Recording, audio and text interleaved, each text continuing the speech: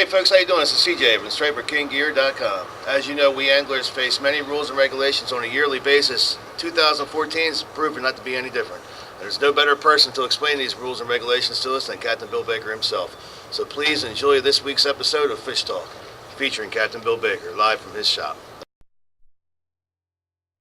Hey folks, how you doing? It's CJ from StriperKingGear.com. And Bill Jr. at Bill's Sports Shop. We have a really special guest today. Oh, I'm not legend. special. I'm Captain Bill. How you doing, CJ? Captain Bill Baker, man. I happen to be his father. I raised him.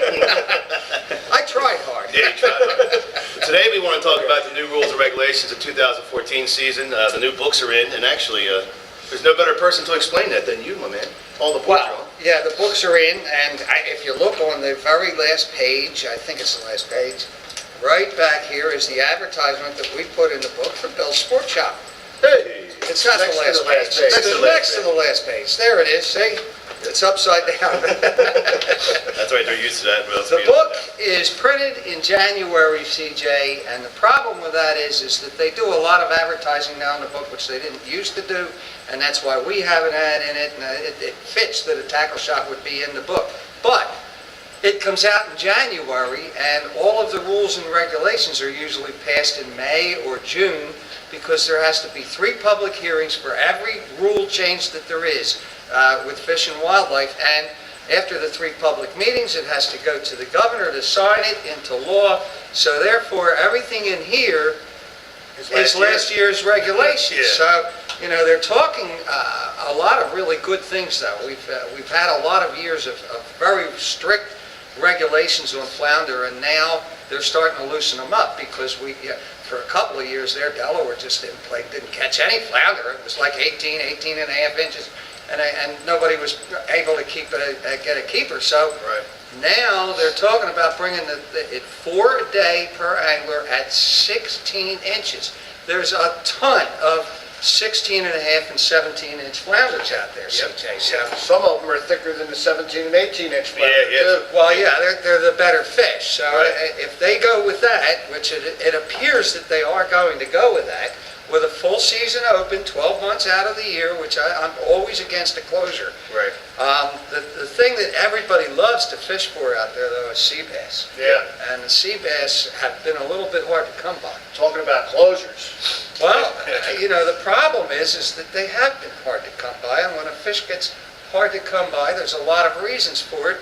And everybody says, well, what about the trout? Or not the trout, but the wheat fish. Right. And the wheat fish just all but disappeared, right, Bill? Yep. The last couple of years they've been making a comeback. But then you got the Not people like saying, it was 15, 20 years ago, but you got the people complaining about that there's not enough stripers. What do you think is eating these sea trout? What do you think, you know, and then Salem nuclear plant I think has a lot to do with it. Well, a tremendous amount. I was involved with the CAC, with the Center for the Inland Bays situation there with the power plant here in the Indian River. And they literally just about closed that plant up as far as using the water goes to cool their generators. The intakes, Now it's all air cooled, and there's a lot more fish. In fact, there's a whole survey that goes on. Kernahan is in charge of that with the Center for the Inland Bays.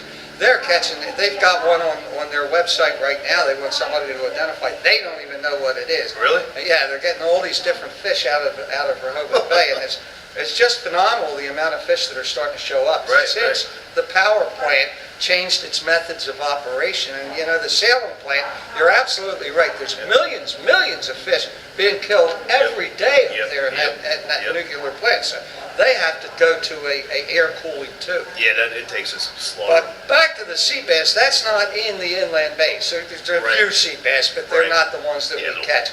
You got to get 8 to 10 miles offshore to catch any amount of or any size of sea bass. Of course, in the wintertime they go out there for the deep drop. Well, that's all done. You know, it's done.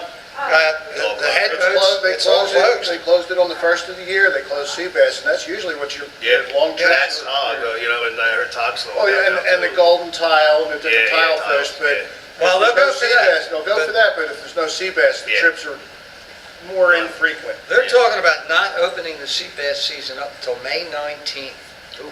You know, that's really bad, and it'll be open through the summer up until September 18th. and then closed for a month, which it always was in Always September. was, I don't right, really right. understand why they did that, but Which makes it tough when the guys wanting to go out because you got Todd closed in Yeah. September too. Yeah, I was gonna say. And the Striper aren't here yet. well, and then from October 18th to December 31st, it's opened back up again. But they're Right. talking 15 fish. It's only 15. That's fine. I don't mind Yeah. only 15. I actually, literally, I remember the days that we went out there when there were no regulations on sea bass, and we kept hundreds of them, filled Yeah. barrels up with sea Yeah. bass, and it was just incredible. Every time you dropped the bait down, you'd have 2 and 3 on your Yeah. line. You know, that isn't anymore. So there might be a reason for them to cut it back. You know, when you Right. start seeing the biomass diminishing like that. What do you think of the 12.5-inch size? Well, you know, 15 to 12 and a half inches is fine, and all of the spawning is closed, so that's good too, and they probably will recover for this.